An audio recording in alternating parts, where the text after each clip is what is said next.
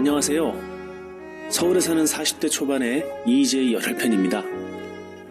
이렇게 좋아하는 EJ의 인트로를 녹음하게 되어서 무한한 영광으로 생각합니다.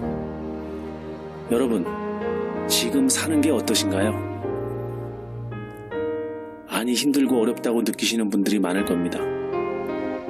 대부분의 사람들이 그 이유를 뭐라고 생각할까요? 내가 그동안 더 열심히 살지 않아서, 혹은 내가 공부를 더 열심히 하지 않아 좋은 대학을 나오지 못해서, 이런 생각을 하는 분들이 많을 겁니다. 분명 그런 이유도 있을 건데요. 그보다 더 근본적인 이유는 따로 있다고 생각합니다. 지금까지 우리나라를 이끌어온 사람들이 현재에 오기까지 제대로 된 정치를 하기보다는 그 사람들에게 이득이 되는 일에만 급급했기 때문에 정치며 경제며 모든 부분들이 이렇게 엉망이 되어 있는 상태로 계속 진행하고 있다고 생각합니다. 정치란 우리의 삶과 매우 밀접한 관계에 있습니다. 우리가 현재 이렇게 가장 힘든 근본적인 이유는 바로 정치에 있습니다. 하지만 대부분의 사람들은 나는 정치 잘 몰라. 정치인들은 모두 도둑놈들, 나쁜 놈들이야. 이렇게 말하면서 정치 문제를 어려워하고 또 별로 신경 쓰지 않는 사람들이 많습니다. 그렇게 정치에 신경을 쓰지 않고 그냥 살아가는 것은 바로 그들이 바라고 좋아하는 일이고 우리는 앞으로도 계속 어렵게 살아가는 이유가 될 것입니다. 정치에 대해서 공부를 해야 될 필요는 없습니다. 정치를 쉽게 아는 것, 그거 역시 그렇게 어려운 일이 아닙니다. 지금까지 이 나라를 자기 주머니에 떡 주무르듯이 해온 사람들, 바로 그 사람들이 어떻게 살았는지 그것을 알면 우리 머릿속은 간단하게 정리가 됩니다. EJ 방송을 들으면 대한민국의 국부라고 짓거리는 이승만부터 현재 대통령까지 우리나라의 모든 정치인들이 어떻게 살아왔는지를 알 수가 있습니다. 그것을 알면 우리나라의 정치가 아닌 우리의 삶을 어떤 사람들에게 맡겨서는 안 되는지 분명한 판단을 하실 수 있을 겁니다. 그리고 주위에 EJ를 모르는 모든 사람들에게 널리 알려서 이 사실을 제대로 알 수 있도록 도와주십시오. 본 방송은 가슴을 통쾌하게 해주는 과도한 욕설이 난무하는 19금 방송으로 임산부와 노약자, 청소년들은 청취를 자제해 주시기를 부탁드립니다. 감사합니다.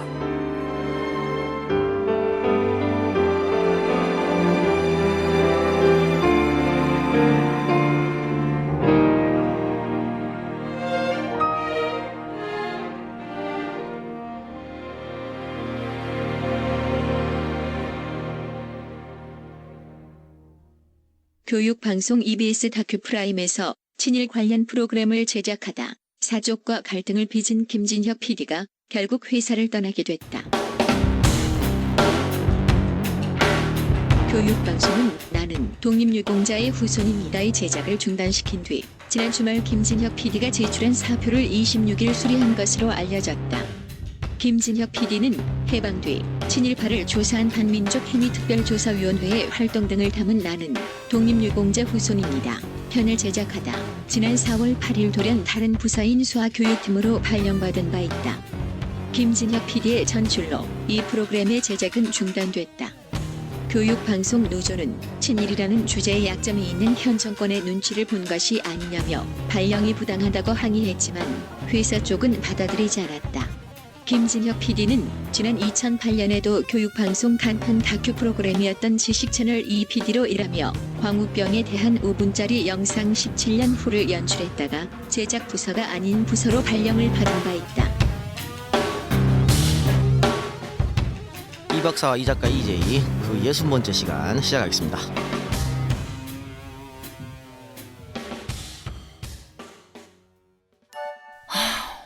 우리 아이 학교폭력 당하나? 요즘 말도 없고 무슨 고민 있나? 올 시간 지났는데 어디지? 이젠 걱정하지 마세요. 미리 다 알려주는 자녀 보호 어플 스마트 보디가드가 있습니다. 자녀의 학교 폭력 문자, 인터넷 고민 검색, 실시간 위치, 유해 컨텐츠를 24시간 감지하여 부모님께 다 알려드립니다. 미리 알면 안심할 수 있습니다. 구글 플레이에서 우리 아이 첫 번째 지킴이 스마트 보디가드를 설치하세요. 지금 옥션과 지마켓에서 스마트 보디가드를 검색하시면 50% 할인된 요금으로 이용하실 수 있습니다. 오늘도 또 EJ 팬 여러분들을 위해서 특별한 손님을 한분 모셨는데 뭐라고 불러야 될지 모르겠네. 김진혁 PD님이라고 불러야 됩니까? 교수님이라고 불러야 됩니까? PD라고 불러주십시오. 그게 더 좋습니다. 예, PD가 좋습니다. 그래요. 저기 우리 EBS에서 뭐 퇴출은 아니죠. 스스로 사표 쓴 거죠. 그렇습니다. 스스로 사표를 써서 저 양반 이제 밥 먹고 살 길 없어 어떡하나 걱정하고 있어. 백수로 오랫동안 살지 걱정하고 있었는데 또 예상치 못하게 또 교수님으로 변신하셨습니다. 그건 뭐 어떻게 몇 달 쉬지 않으셨죠? 예, 그만두고 나서 거의 뭐 바로 그 한예종으로 가게 됐습니다. 어떻게 예. 그건 오퍼가 온 겁니까? 아니면 나 좀 꼭 써주세요 이렇게 스스로가 요청한 겁니까? 그 뭐 알고 지내던 분께서 뭐 이런 자리가 있는데 네. 뭐 이제 특채는 아니고 그것도 네. 또 뭐 공채라서 공채죠. 예, 지원 한번 해보라고. 네. 그래서 이제 뭐 이런저런 생각을 하다가 지원을 하게 됐죠. 예. 학생들이 좋아하겠어요. 소위 말하는 지금 거의 실무를 가르치고 계시죠? 네, 지금은 수업 자체가 어차피 제가 이론으로 간 게 아니라서 네네. 거의 다 워크샵입니다. 예. 그러니까 실무 학생들이 이제 실무로 직접 또 유명한 PD한테 배우니까 전직 PD한테 또 굉장히 젊으시잖아요. 그런 편이죠. 예, 그렇죠. 그러니까 예. 교수 사회에서는 그렇죠. 그래서 아마 대단히 학생들이 좋아할 것 같은데 끝나고 학생들이랑 술, 밥 이런 거 자주 하십니까? 그렇게 많이 못했어요. 아직은 아직은. 서먹서먹한 관계로. 아직은 좀 서로 눈치 보고 있기 때문에. 그럼 뭐 몇 학년들 가르치십니까? 지금 1학년, 2학년 그다음에 전문사라고 그래서 네. 대학원생 이렇게 네. 세 클래스 있습니다. 그럼 실무를 가르친다 그랬는데 그러면 연출? 그렇죠. 그 이제 프로그램 워크숍이라고 하니까 네. 뭐 꼭 해야 되는 게 연출만은 아닌데 어쨌든 학생들이 이제 자기들이 원하는 아이템을 제출해서 이제 결과물을 만들어 가는데 제가 코칭하는 그런 거죠. 네. 어떤 분들은 잘 모르시는 분들이 계실 수도 있어요. 그렇죠. 저 양반 누구야? 이렇게 많으실 거예요. 예. 자, EJ 팬분들을 위해서 좀 한번 인사 좀 해주시기 바랍니다. 예, 저는 뭐 제 이름을 아시는 분은 많이 없을 테지만 네. 그래도 프로그램을 제가 과거 연출했던 지식 채널이라고 하는 프로그램은 좀 아실 것 같아서 2005년도 프로그램이 시작할 때부터 연출을 해서 2008년도까지 3년간 프로그램을 지식 채널 연출을 했었고 그 이후에는 뭐 유명한 프로는 사실 별로 없고요. 그 정도.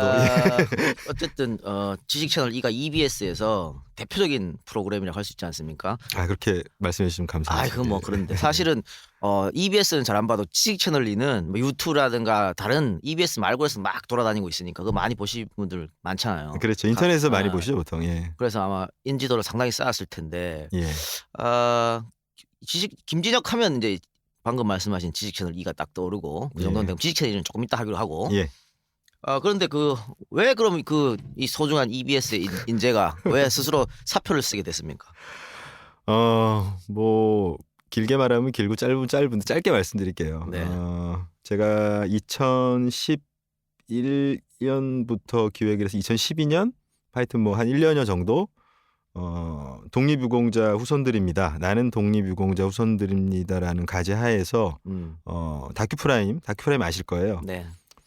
제작을 하고 있던 도중에 구체적인 소재는 이제 반민특위를 다룬 겁니다. 반민특위. 그게 이명박 정부 때입니까? 예, 그렇죠. 그러니까 잘리지. 아니 이명박 정부 때 그런 위험한 프로그램을 하시고. 근데 전혀 그렇지 않은 게 그 프로그램이 기획돼서 1년여가 진행되는 동안이 이제 지난 정권 하였는데 아무런 문제가 없었고요. 예.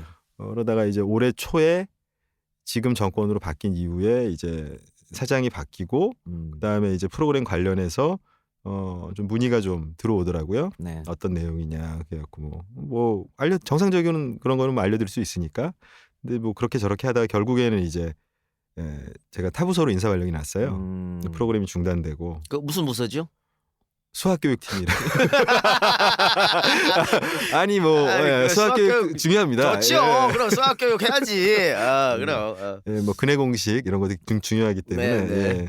그래서 이제 고민을 좀 했죠. 네. 근데 뭐 여러 가지 또 내부적으로 뭐 이렇게 많이 외부로 알려지진 않았지만 뭐 노조라든지 PD협회라든지 뭐 피켓팅도 하고 그랬는데 그 과정에서 좀 계속 EBS에 제가 있는 게 과연 현명한 것일까에 대해서 이제 고민을 좀 했고요.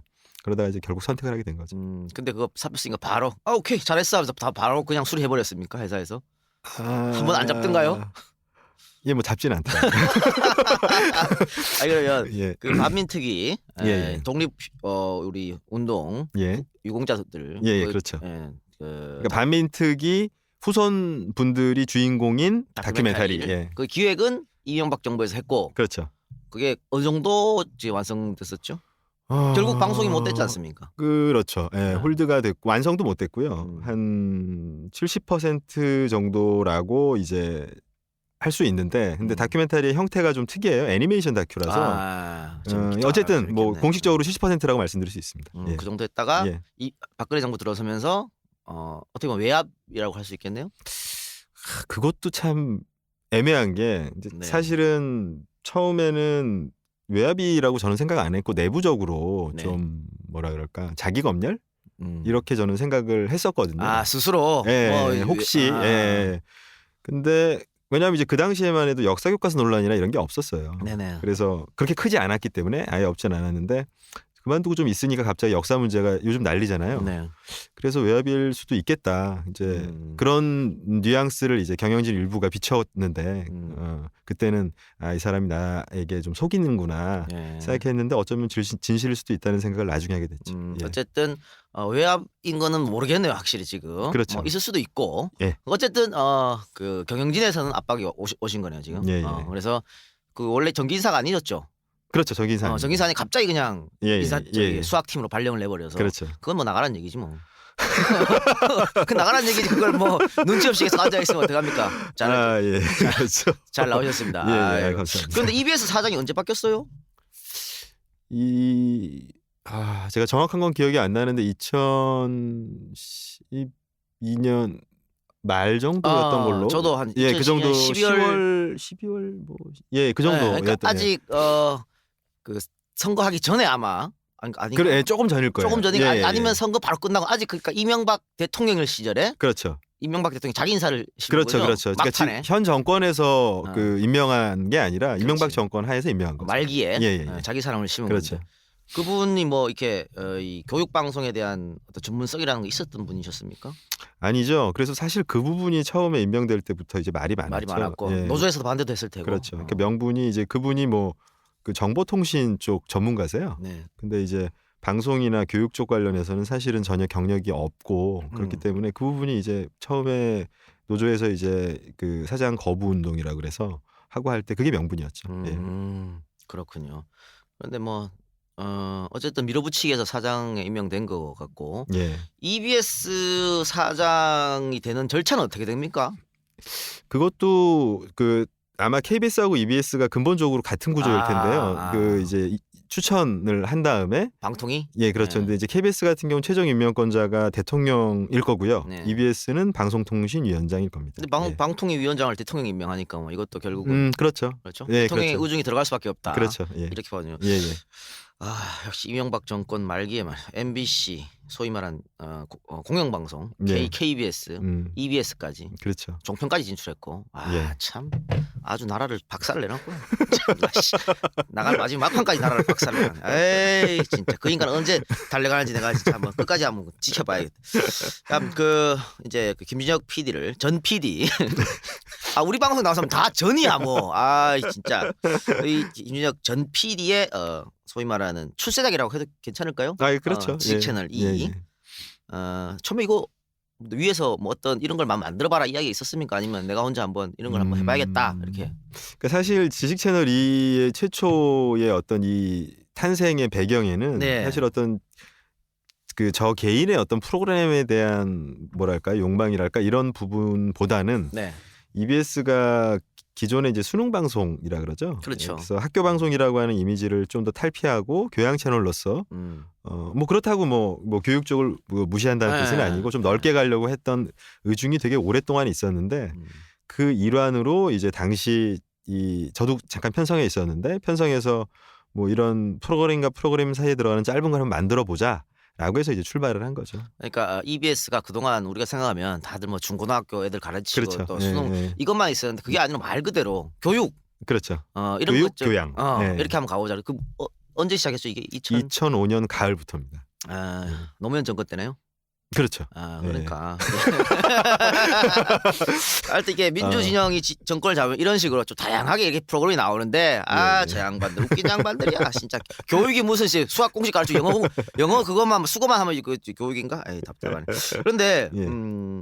솔직히 만들 때 뜰 거다 이거 예상하셨습니까? 아니요, 전혀 못했습니다. 진짜로? 예, 그때는 사실은 애초에 이 프로그램 기획 자체가 아까도 말씀드린 것처럼 제가 뜰 거라고 생각해서 출발한 게 아니기 때문에 근데 물론 이제 구체적인 연출을 할 때는 당연히 좀 잘 됐으면 하는 마음으로 최선을 다하긴 했는데 러닝 타임이 5분이고 네네네. 이거를 사실은 TV에서 보기가 쉽지 않잖아요. 그렇죠. 근데 이제 의외로 이게 빠른 반응이 와서 사실은 굉장히 놀랐죠. 예. TV보다는 다른 쪽으로 많이 가셨죠? 아마 인터넷의 인터넷. 힘을 많이 빌렸을 겁니다. 각종 뭐 웹사이트, 그렇죠. 포탈 이런 데서 계속 떠오르면서 그렇죠. 입소문 타고. 예. 근데 EJ는 제가 만들 때 뜰 줄 알았는데. 예. 나는 뜰라고 마음 먹고 만들어서 그랬나? 아니 뭐 그럴 수도 있죠. 예. 내가 어디서 보니까 예. 김준혁 PD 인터뷰를 다른 데서 한번 봤는데 예. 저랑 계속 굉장히 공통점이 하나 있더라고요. 예. 연출을 할 때 만들 때 예. 가장 중점을 두는 부분이 재미라고 말씀하셨어요. 예, 그렇습니다. 다큐 프로그램 만드는 프로듀서가. 예, 그래서 예. 좀 놀랐는데 하기야 뭐 우리도 다큐식인지 역사 다큐잖아요. 역사 다큐니까. 예. 근데 이 재미를 사실은 다큐가 우리가 일반적으로 생각하기엔 재미가 없다 이렇게 이제 인식이 박혀 있지 않습니까? 예. 그걸 한번 벗어나고 싶었습니까? 재미를 중점으로 뒀다는 건 어떤 의미라고 봐야 될까요? 그러니까 일단은 프로그램이 뭐 라디오 프로그램이든 TV 프로그램이든 사람들이 처음 끝까지 본 다음에 그 다음에 뭔가 뭐 평이 있든 논쟁이 있든 싫다 좋다가 있는데 재미가 없으면 중간에 끊잖아요. 그렇죠. 그러니까 일단 처음부터 끝까지 듣던지 보던지 해주는 최소한의 배려? 그러니까 가장 기본적으로 전제되어야 한다는 뜻에서 이제 재미가 있어야 된다. 뭐 그런 차원의 이야기죠. 예. 그래서 재미를 중점으로 두고 예, 있다. 예, 예. 근데 거의 혼자 다 프로그램을 하셨죠, 뭐. 근데 그렇진 않습니다. 그렇진 않고요. 예, 저희 그 지식 채널이라는 프로그램이 러닝 타임은 5분에 불과하지만 제작진은 꽤 빵빵해요. 작가들도 한 대여섯 대고 그러니까 기존에 한 30분 이런 레귤러 위클리 프로그램과 거의 유사한 그런 구조를 그 팀 구조를 가지고 있습니다. 처음부터 그랬습니까? 출발할 때부터? 아니죠. 인기 있고 나서 그렇게 된 거 아니에요? 예, 뭐 그렇게 됐죠. 예, 처음에 좀 단촐했습니다. 예. 아니 저는 개인적으로 YTN의 노종면 기자가 만든 돌발 영상하고 EBS에서 김준혁 PD가 만든 이 지식 채널 이가 뭐 상당한 우리한테 큰 영향을 미쳤다고 보거든요. 만들어진 시기도 좀 비슷하죠. 그러니까. 예. 그래서 근데 이 첫 회 만들 때 예. 어쨌든 다큐인데 예. 다큐는 사실 PD의 생각이 많이 들어가는 거거든요. 그렇죠. 의중의도가. 그렇죠. 들어가죠. 그거를 의미 부여라든가 그런 게 예. 있었습니까? 내가 조금 넣어야겠다 이런 거를 또 사람들한테 이 부분을 내가 강조하고 싶다라든가. 그 사실 지식 채널이 슬로건에도 나와 있듯이 그 좀 기존의 지식 뭐 교육 이러면 그 주입식 교육, 암기식 교육이 자동적으로 연상이 되잖아요. 그리고 뭐 이렇게 아카데믹한 지식을 엄청나게 많이 알고 있어서 줄줄줄줄 외우거나. 근데 그런 거 말고 자기가 어떤 스스로 뭔가를 좀 생각하는 데 있어서 내가 자유자재로 지식을 뽑아서 자기 생각을 할 수 있는 그런 쪽으로 좀 지식을 소개하고 싶었어요. 그래서 이렇게 뇌가 좀 이렇게 지식의 어떤 노예가 되거나 아니면은 이렇게 암기하는 하드디스크 같은 네. 그런 존재가 아니라 좀 자유롭고 주체적인 뇌가 됐으면 좋겠다 그런 생각을 했었죠. 지식 채널 2에 아나운싱이 없죠. 거의 자막. 예, 자막입니다. 그것도 방금 말씀하신 그런 일환이었습니까? 스스로 시청자가 생각하게 한다든가. 아니요, 그렇게까지는 아니고 네. 그거는 조금 형식적인 새로움을 사실은 주고 싶어서 그랬는데 나중에 쓰다 보니까 그런 효과가 있더라고요. 자막만 넣고. 예. 그렇습니다. 그 지식 채널 2에서 저는 사실 제가 어디 강의 나가고 하면 지식 채널 2에서 얻었던 지식을 많이 활용합니다. 감사합니다. 특히 교육 분야. 근데 교육에 관한 작품을 되게 많이 만드셨어요. 뭐 핀란드랑 교육 방송이니까요.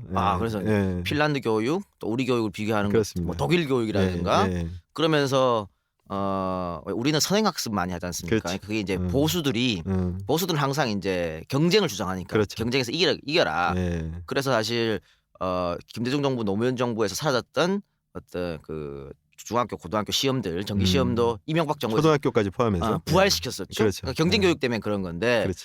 역시 좌파기 때문에 경쟁은 싫어해서 막 네. 핀란드가 그렇게 좋다 이렇게 그 교육 부분을 하신 겁니까? 아니요. 저는 그쪽 교육이 좀 더 합리적이라고 생각을 했어요. 그러니까 무슨 얘기냐면 예를 들어서 10명의 학생이 있는데 걔네 그 핀란드의 사고방식이 이거예요. 단 한 명도 버리고 가지 않겠다. 그게 원래 진보의 슬로건이에요. 예, 그러면은 10명을 다 데리고 예를 들어서 뭐 경쟁이라고 하면 전투라고 하는 사고방식과 유사한 면이 있는데 그것도 사실 보수적인 사고거든요. 싸워라. 이 세상은 뭐 전쟁터다. 네네. 그러면 설사 그런 보수적인 사고를 하더라도 전쟁터에 10명을 데리고 나가는 게 좋지. 제일 잘하는 한 명만 데리고 나가는 게 그거는 효율적이지도 않아요. 그래서 그냥 뭐 진보 보수를 떠나서 합리적인 면이라고 볼 때 그쪽이 훨씬 합리적인 교육을 하고 있다고 생각을 했고 실질적으로 선진국가에 이른 것도 그런 근간이 있었기 때문에 가능했다고 생각을 했어요. 그런데 말입니다. 뭐 무슨 전 세계 뭐 학력 성취 평가 이런 거 보면 항상 핀란드가 1위고 예. 우리가 2위예요. 근데 교육 방식은 천지 차이 아닙니까? 예, 예. 그래서 뭐 오바마 같은 사람은 뭐 공개적으로 한국 교육을 배워라 이런 얘기도 하고 했었는데 이 부분에 대해서는 어떻게 생각합니까? 이렇게 다른데 어떻게 이렇게 1, 2위를 할 수 있을까? 그러니까 저도 사실은 그 부분에 관심이 많아서 이렇게 내용 같은 거를 좀 가끔 살펴봤는데 그것이 어떤 평가에 있어서 그러니까 다시 말해서 어느 정도의 과제를 주어졌을 때 그걸 얼마만큼 잘 이해했느냐 이런 부분으로 평가를 하는 거지 그걸 가지고 자기 나름대로 어떤 창조적인 생각을 했는가라고 하는 부분의 평가는 아닌 걸로 제가 기억을 하거든요. 그러면 사실은 그런 부분이라면 선행학습이나 이런 게 분명히 효과가 있죠. 예, 근데 그것만 따져놓고 보면 그렇죠. 근데 그러면은 예를 들어서 대학교 4학년 졸업하면 그 다음에 어떤 선행학습을 해야 되는지. 그럼 선행학습하다가 늙어 죽잖아요. 그러니까 선행학습을 하는 거는 그걸로 뭔가를 만들어내려는 거지 학습 자체가 목적이 아닌데 그런 부분에서 좀 문제가 있다고 생각합니다. 예. 어쨌든 우리나라 교육의 문제점을 지적하신 그 프로그램 같고요. 예, 예. 그런데 이게 우리 교육이라는 게 뭐 1, 20년 해서 바뀌는 게 아니지 않습니까? 결국은 핀란드나 독일이나 뭐 프랑스나 뭐 아일랜드나 다 방금 말씀하신 그런 교육들인데 이건 정말 몇백 년에 걸쳐서 이렇게 그렇죠. 실패를 거듭해서 만드는 예, 거거든요. 예. 우리가 과연 이게 가능하겠습니까? 이런 교육이? 저는 충분히 가능하다고 생각합니다. 그게 사실은 의외로 그렇게 복잡한 문제가 아니고요. 네. 이미 많이 클래스의 그 학생 수도 줄었고 또 학생 수가 준 만큼 예전처럼 일방적인 교육보다는 조금 더 인터랙티브한 교육을 하는 걸로 알고 있고요. 제가 되게 인상 깊게 들었던 얘기 중에 하나가 해외 대학에서의 튜터가 되게 많다는 거예요. 그러니까 교수도 있지만 예를 들어서 그룹 단위, 소규모 그룹 단위로 조금 더 뭐 상급생일 수도 있고 조교수 정도 수준일 수도 있고 붙어가지고 계속 커뮤니케이션을 하면서 하는 거죠. 근데 그건 어떻게 보면은 아주 극단적으로 얘기하면 돈 문제거든요. 그러니까 투자를 그만큼 충분히 하면 아까 말씀하신 것처럼 엄청난 그 오랜 전통을 가진 만큼의 질은 아니지만 유사하게 따라갈 수 있다고 전 충분히 생각합니다. 계속 보수가 정권을 잡아도요? 그렇게 될 경우에는 그쪽은 박근혜 다음에 김무성이 잡고 좀 이렇게 해도 가능하겠습니까 그게? 그쪽은 아예 그 교육 철학 자체가 다르기 때문에 쉽지 않을 것 같아요. 그래요. 여러분들 지금 우리 이제 정치하신 분들의 대개 3, 40대가 많으시니까 예. 이분들의 이제 자녀들이 진짜 핀란드 학생들이나 독일 학생들처럼 스스로 목숨 끊고 막 이런 거 우리나라 학생처럼 그러지 말고 예. 정말 평등하게 제대로 된 교육을 받으려면 진보가 집권을 한 50년 해야 되지 않을까 싶습니다. 그러면은 제대로 된 교육이 나오지 않을까 싶은데 이렇게 그 교육을 중요시하게 생각하시는 김 PD신데 예. 학창 시절은 어땠어요? 뭐 사실 그렇게 막 공부를 되게 좋아하는 타입은 아니었고요. 공부를 많이 하면 그런 프로그램이 안 나와요. 공부를 안 했기 때문에 그런 프로그램이 나온다니까. 뭐 지금 고등학교 때야 그냥 뭐 입시라고 하는 굴레 안에서 평범한 학생처럼 살았고 대학교 때 같은 경우는 이제 제가 소위 요즘 응답하라 1994가 엄청나게 거의 이제 그쪽 이제 학창 시절이시죠. 그래서 이제 뭐 어떻게 나중에 취업이 되든 말든 어떻게 되겠지라고 아무 생각 없이 놀다가 이제 IMF를 두드려 맞아서 멘붕이 된 세대인데 뭐 그래도 그 덕에 좀 뭐라 그럴까 요즘 대학생들로서는 좀 상상하기 힘든 엄청난 그 공상과 망상, 헛짓거리 뭐 이런 것들을 마음 놓고 할 수 있었죠. 그렇죠. 예. 사실 김 PD님이랑 저랑 나이 차 그렇게 많이 나지 않는데 예. 저보다 조금 이제 선배님인데 예. 그러니까 응답하라 1994 딱 그때예요. 네, 맞습니다. 그거보다 조금 93학번 예, 친구죠 93입니다. 조금 예, 예. 앞에 건데 옛날 생각 많이 나죠. 그거 보시면 옛날 노래도 많이 들리고. 나죠. 근데 약간 좀 너무 달달한 면 위주로 돼 있어서 약간 오그라드는 면도 있습니다. 근데 뭐 그거는 저 케이블 TV에 그런 거니까. 근데 예.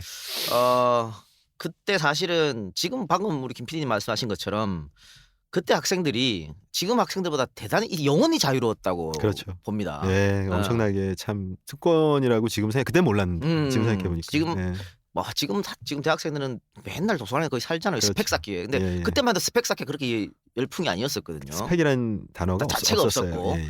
그랬는데 방금 말씀하신 것처럼 우리 영삼이 형이 IMF를 터뜨리는 바람에 완전 개박살이하고 완전 진짜 뭐 취업 요즘도 어렵지만 그때는 취업이 어렵다기보다도 좀 약간 공황 상태였죠. 공황 상태죠. 예. 그러니까 다들 저도 뭐 이렇게 시골에서 이제 유학 같은 이렇게 했는데 부모님이 돈이 안 올라오는데 뭐 일단은 매달 올라오는 돈이 안 올라오고 저는 딱 그 2학년 마칠 때가 예. 그 IMF 직격탄 맞았을 때고요. 예. 그러니까 다들 남자애들이 군대를 갑니다. 그렇죠. 근데 군대도 너무 많이 가서 예.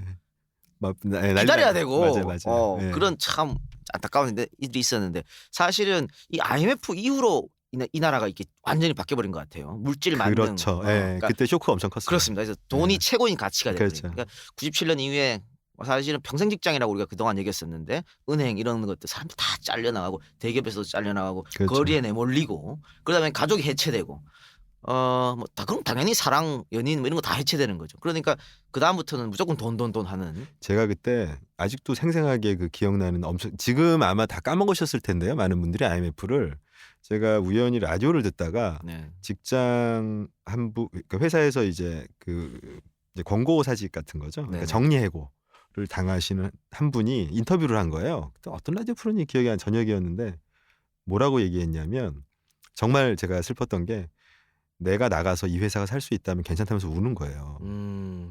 근데 뭔가 되게 하여튼 되게 쇼크를 먹었어요. 저는. 그러니까 그런 상황이었기 때문에 취업이 젊은이들이 안 되는 건 관심도 없어 사람들이. 왜냐하면 그렇죠. 가장들이 잘려나가는 상황이어서 네. 지금은 무슨 취업 문제 이렇게 막 하는데 그런 관심조차 잘 못 받았죠. 우리. 예. 사실 그래서 그때 또 창업 붐이 일어났지 않습니까? 청년들이 취업이 안 되니까 그렇죠. 창업해라 벤처 붐 일어나고 뭐 하여튼 별의별 소리가 다 있었는데 근데 막 이게 좀 집중 조명을 받아야 할 시기에 김대중 대통령이 정권을 잡으면서 어쨌든 조금씩 나아지고 그렇죠. 2002년 월드컵 4강하면 다 까먹었죠. 근데 지금 요즘 보면 좀 위험할 것 같아. 제2 IMF 오지 않나 이런 걱정도 되고 하는데 너무 안 좋죠. 요즘 너무 안 좋습니다. 진짜 걱정이 많이 됩니다. 예. 사실 박근혜 대통령 내가 지지하진 않았지만 우리는 IMF를 직접 몸으로 부딪힌 세대로서 절대 일어나서는 안 안 되는 됩니다. 그런 일이라고 보고 예. 좀 잘했으면 좋겠습니다. 사실 우리가 비판할 걸 비판하더라도 그렇지 그렇죠. 않습니까? 예. 학교 다닐 때 공부를 별로 좋아하진 않고 놀았다고 하셨는데 그럼 중고등학교 때 뭐 하고 노셨습니까 보통? 저는 영화관 가서 살았어요. 그러니까 이게 나오는구나. 그러니까 사실은 솔직히 뭘 알겠습니까? 영화 본다고. 근데 이제 영화를 많이 보니까 주위에서 그런 게 있잖아요. 괜히 이번 주 개봉 영화 재밌는 게 뭐니? 이러면 괜히 봐야 되는 거예요. 이게 그래가지고 의무감 같은 거 있어요. 예. 왜냐하면 이제 약간 또 어깨 힘도 들어가고 그런 게 있잖아요. 그래서 괜히 막 남들 안 보는 프랑스 영화 이해도 안 되는. 아니 그거 저 100번 이해합니다. 아니 저도 말이죠. 이렇게 제가 옛날에 책을 만화방 가서 많이 읽었는데 당시 만화방 가면 뭐 사회과학 많이 꽂혀 있거든요. 정말 읽기 싫은데 읽어야 될 것 같아. 저거를 꼭. 그래서 괜히 뽑아가지고 막 그렇죠. 철학책 보고 그랬던 얘기인데 그래 충분히 이해를 합니다. 그럼 헐리우드 키드 같은 거였나요? 나중에 뭐 영화를 해야겠다. 맞습니다. 뭐 헐리우드예요. 맞아요. 꿈은 꿈은 영화 감독이었고 원래 중고등학교 때 계속. 계속 지금도 궁극적인 꿈은 영화 감독. 그럼 그건 이따 마지막에 한번 꿈은 다시 한번 여쭤보기로 하고.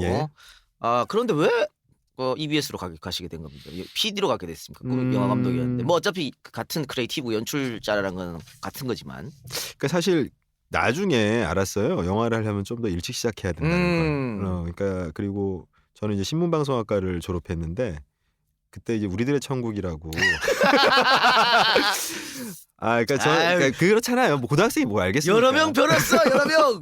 근데 우리들의 천국 보고 신방과 들어온 학생이 많아요. 많았었죠. 예. 근데 우리들 천국 말고도요. 예. 내일은 사랑도 있었어요. 그렇죠. 거기도 신방과였었어. 그래서 이제 약간 그 어떤 그리고 그 당시에는 이제 사실은 연영과를 간다고 그러면 약간 좀 연기 쪽으로 좀 한정되어 있다는 인식이 강했어요. 아. 그래서 연출이라는 개념이 없었고 그러다 보니까 신방과 갔는데 나중에 이제 전역하고 어쩌고저쩌고 되니까 좀 타이밍이 좀 놓쳤더라고요. 그러면 뭐 이제 바닥부터 가서 나이 한참 어린 친구들하고 나한테 형형 부르면서 기던지 해야 되는데 이제 문제는 어쨌든 나이가 좀 찼고 저도 좀 밥벌이를 하면서 좀 죄송하잖아요 부모님한테. 그래서 이런저런 생각을 하다 보니까 드라마 PD라면 괜찮겠다는 생각을 했어요. 그래갖고 이제 사실은 EBS가 이제 드라마가 많이 없습니다. 그래서 그렇죠. 예. 이제 다른 방송사를 이렇게 알아보고 시험을 치고 다 똑같죠. 뭐 EBS에만 합격을 해가지고 EBS만 덜컥대고 덜컥대고 딴 데는 안 되고, 예. 그래서 그래가지고 이제 뭐 겸사겸사 어떻게 하다 보니까 그냥 들어갔죠. 근데 그 연극영화과도 사실 연출부가 있지 않습니까? 있습니다. 예. 그런데 그걸 연극영화과도 생각은 했었는데 네, 근데 그때 약간 날라리들이 간다라는 그렇죠. 예, 그런 게 있어서 제가 그 예. 동국대학교 연극영화과를 쓰려고 예. 했다가 아버지한테 맞아 죽. 근데 그게 참 잘못된 정보였는데 예. 그게 좀 있었어요. 예. 예, 아실 거예요. 에이, 예. 그래 나한테 그랬습니다. 예. 그러면 학교 다닐 때 영화 막 보러 다니고 이랬으면 저희 때만 해도 엄청나게 많이 맞았지 않습니까? 학교 다닐 때 알았죠. 예. 조금 학교 다닐 때 좀 매좀 맞았습니까? 선생님들한테? 근데 뭐 제가 일부러 이렇게 저만 매를 많이 맞고 사실 그런 학생은 아니었습니다. 근데 그렇다고 그때는 다 맞았죠. 예, 뭐 덜 맞은 것도 더 맞은 것도 아닌데 근데 아시겠지만 이제 남자 고등학교에 뭐 아시잖아요. 학생부 이러면 선생님들 다 하키스틱 들고 다니고 그렇죠. 예, 그럼 당구 큐대 들고 다니고. 갑자기 들어와서 그냥 머리 밀어버리고 예. 뭐 그랬죠. 예. 학생들을 뭐 저 형광등 뽑아갖고 싸우고 그랬죠. 담배도 태우시고. 담배는 안 태웠어요. 네, 담배 안 태우셨으면 별로 안 맞았겠는데. 그렇지도 않더라고요. 우리는 담배로 한 달에 한 4-5번 걸리니까 기본적으로 한 달에 맞아야 돼. 아우 얼마나 때리는지 그때는. 예. 이 교육에 굉장히 관심이 있으시니까 제가 여쭤본 건데. 예. 요즘은 사실 애들을 때리면 큰일 납니다. 그렇죠. 바로 막 신고 들어오고. 그럼요. 예. 그런데 그걸 또 학생들이 이용하더라고. 그러니까 전혀 안 듣는 거예요, 애들이. 그럴 수 있죠. 예, 그럴 수 반은 있어요. 자고 있고, 예. 그죠? 예. 그러니까 선생에 대한 권위가 사라져 버렸다는. 그렇죠. 그러니까 옛날처럼 무조건 패고, 그러니까 선생님 무서워서 꼼짝 못하는 시대가 있었고, 불과 한 20년 전에. 예. 지금은 절대 그렇게 그렇게 못하는 시대인데. 예. 근데 두 개 다 장단점이 있는 것 같아요. 학생들로 봤을 때. 그렇죠. 근데 폭력은 절대 안 되는데 이걸 학생들이 이용해 버리니까 예, 제대로 예. 교육이 안 되네. 그래서 저도 사실은 저는 이제 학교 폭력에 대해서 고등학교 때 네. 원체 학교가 이제 좀 험하다 보니까 네. 이게 제가 원하지 않더라도 고민을 참 많이 했거든요. 근데 그냥 그런 생각이 들더라고요. 나중에 보니까 잘못된 게 없어지는 거는 성공을 했는데 그거를 뭘로 채울지에 대해서 좀 아직도 헤매는 것 같아요. 그러니까 갑자기 인권이라는 게 부상했어요. 급부상했다고 봐야 돼요. 그러니까 이것도 아까 어떻게 좀 천천히 이렇게 왔었으면 이거는 폐해 같은 게 없었을 텐데 한 아쉬움이 듭니다. 근데 구체적으로 좀 이렇게 만들어갔어야 되는데, 그렇죠. 그러니까 나쁜 거를 확 몰아내는 거는 너무 잘했는데 뭘 채울지에 대해서는 몰아낼 때만큼 사실은 잘 못했어요. 예. 그러니까 제도를 조금 그렇죠. 폭력 말고 뭐 점수를 제를 한다든가 신상필벌을 좀 확실하게 그러니까 폭력 이외의 것으로 그렇게 해야 되지 않나 싶어요. 예, 훨씬 더 하여튼 지금 학교에서 하고 있는 수준보다는 훨씬 정교하고 그다음에 철학이 있어야 됩니다. 그렇죠. 예, 역시 예. 교육 철학이 제일 중요한 거예요. 예, 근데 있어요. 이 교사들에 대한 개개인의 철학도 있어야 될 것 같은데 제가 뭐 교사들 비난하는 건 아니지만 요즘 워낙 취업도 안 되고 이러니까 그렇죠. 그것도 내가 애들 잘 가르쳐야지 이런 어떤 사명감보다는 어디라도 들어가야 되는데 이런 것도 많은 것 같아요. 또 선생이라 직업이 요즘은 교사 타이틀 달면 대단히 인기 있는 그렇죠. 특히 여성은 그럼요. 선짜리 가면 꼭 그 사람들은 하늘에 올라가 있어요. 1순위죠, 1순위. 1순위야. 예, 예. 어떻게 뭐 할 수가 없는 방학까지 있으니까. 그래요. 방학 때도 돈 나온답니다. 근데 또 그게 힘들대요. 잡일도 많고. 뭐 세상에 뭐 예. 쉬운 일이 그럼요. 있겠습니까만은. 예. 근데 저도 이제 가끔 그 대학교 교육학과 네. 에서 이제 지식 채널1을 또 그쪽에서 많이 쓰시니까 그렇죠. 그렇죠. 예, 많이 학교에서 많이 활용하고. 예, 제가 다른 데서는 몰라도 거기에서는 정말 그 인기가 많은데 많이 아시고 예. 근데 이제 보면은 고민이 많으시더라고요. 예. 그런 부분 때문에. 예. 야, 지식 채널 이 이야기하다 이렇게 왔는데 예. 2005년부터 시작하셨다고. 예, 예. 2008년까지 예, 3년. 3년 하셨네요. 예, 예. 굉장히 아꼈던 프로 같은데 예. 왜 이때는 그만두게 됐습니까? 그때는 이제 광우병 편을 하나 만들었는데. 요거는 그러면은 이명박 정권으로 교체되고 나서군요. 그렇죠. 광우병이니까. 예, 예. 예. 또 5년 전이죠. 예. 예. 했는데 이제 또 그게 또 시끄러워져 가지고 그래도 그때는 정기 인사 발령이어서 그래도 좀 예우를 갖춘 인사 발령이었어요. 아니 그걸 그거 만들었을 때 딱 정기 인사니까 그걸 보내버린 거지. 아니요, 좀 텀이 있었어요. 텀이 있었어요? 예. 근데 광우병 이제 광우병 때문에 촛불 시위하고 막 그럴 때 만드셨다는 거죠? 예, 그렇습니다. 그러면은 그 내용이 예. 내용 자체가 저거 광우병 저거 촛불 시위하는 거 다 선동이다 이런 식으로 만들지 않았을 테고. 전혀 아니죠. 그렇죠? 소막 픽픽 쓰러지고 이런 거 만들었죠? 그렇습니다. 뭐 광우병 말 그대로 광우병에 관련해서 그냥 만들었어요. 예. 팩트만 가지고. 예. 어쨌든 정권 입장에서 보면 대단히 심기가 불편한. 그렇겠죠. 예, 그래서 그렇겠죠. 텀을 약간 주고 정기 인사하면서 지식 채널이 그만해 너는.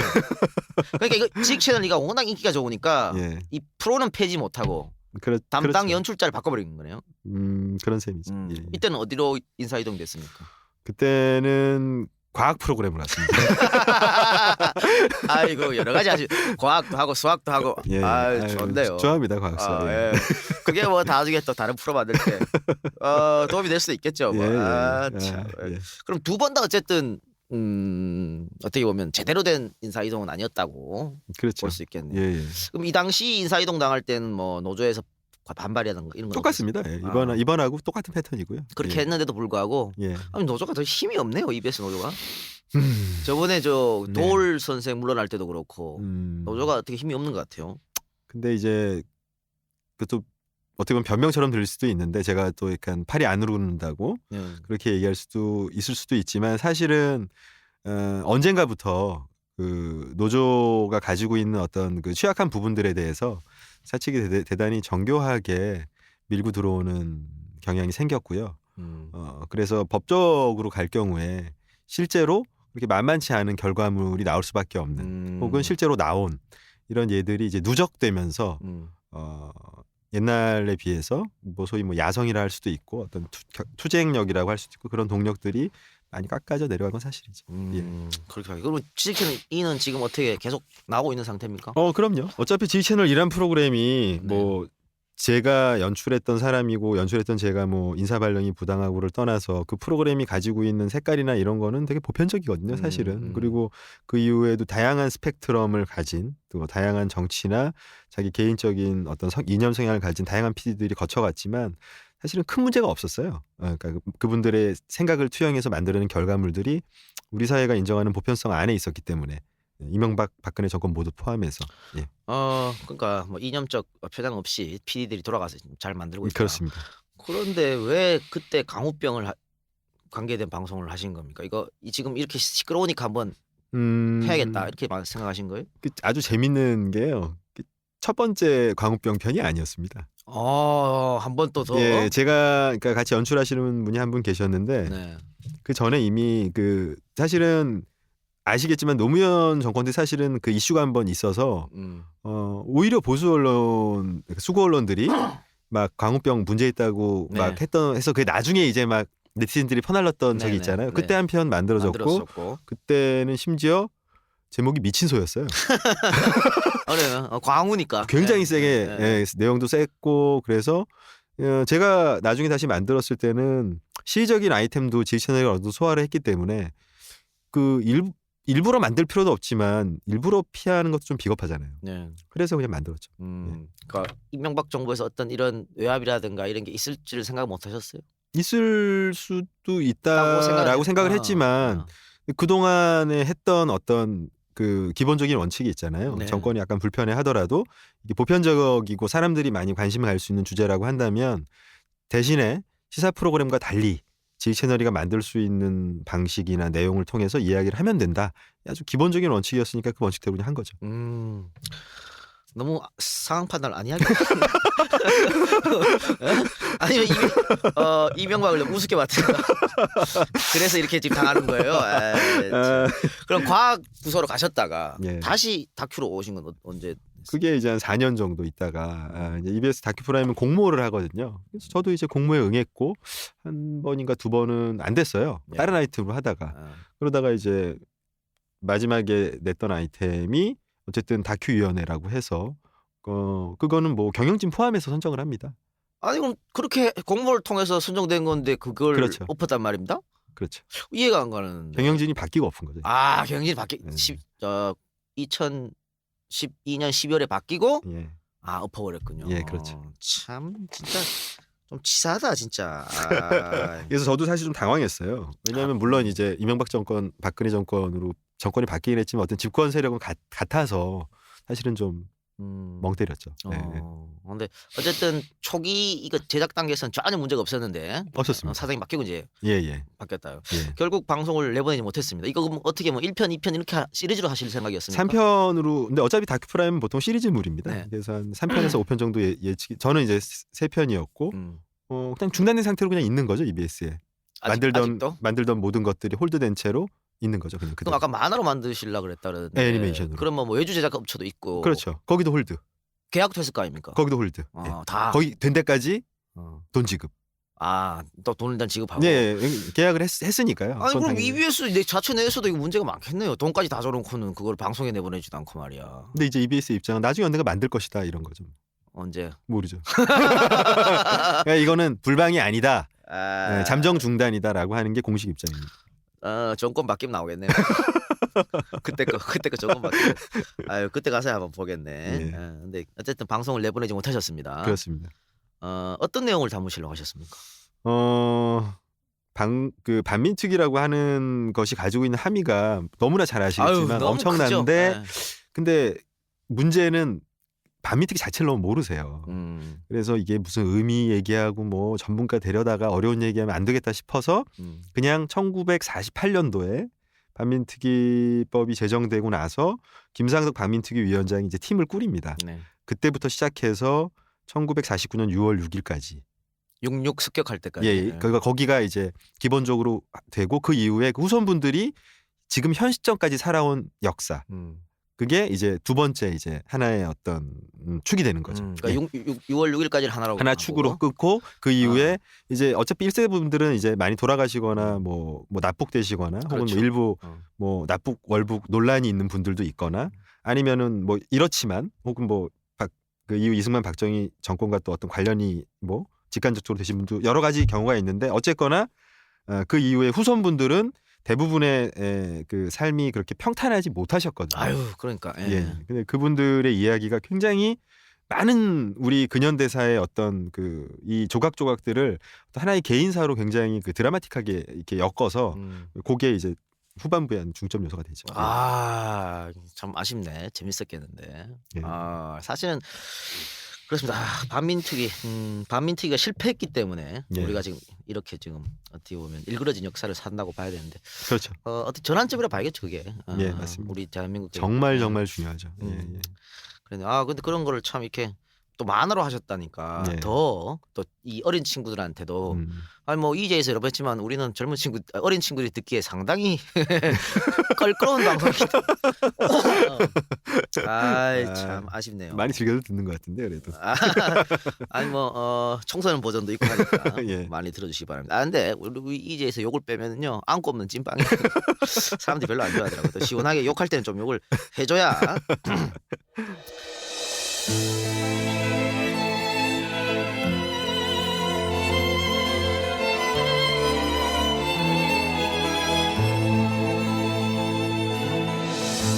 알 수 없는 슬픈 눈으로 그렇게 나를 바라보는 너 더 이상 외면할 수 없기에 가까이 다가서는 거야. 아무 말도 없지만 난 모든 것을 느낄 수 있어.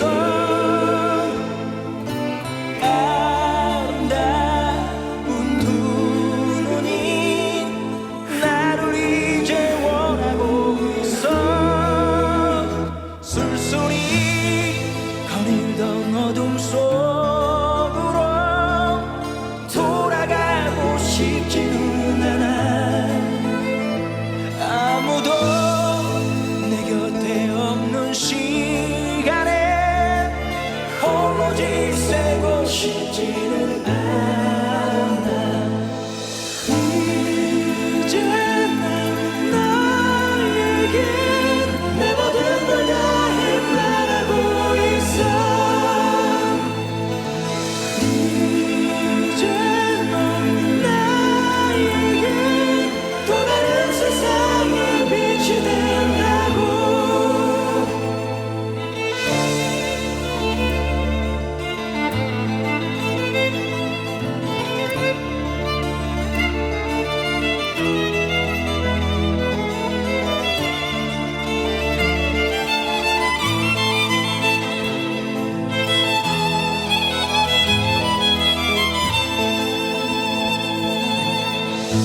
미련 없는 표정 지으며 뒤돌아 눈물 짓지 말아줘. 더 이상 아파하지 말자고 수없이 약속했던 시간. 외로움의 끝에서 너를 만나 사랑하기에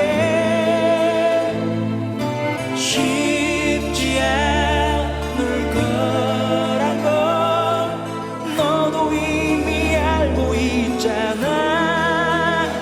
쓸쓸히 거닐던 어둠 속으로 돌아가고 싶지는 않아. 아무도 내 곁에 없는 시간에 홀로 지새고 싶지는 않아. 이제는 너에게 내 모든 걸 다해 말하고 있어. 이제는 나에게 또 다른 세상의 빛이 된다고.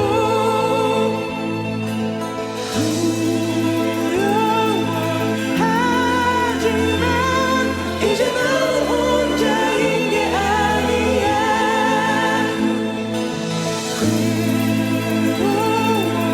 괴로워하지만 모두 지워버려 다시 시작해.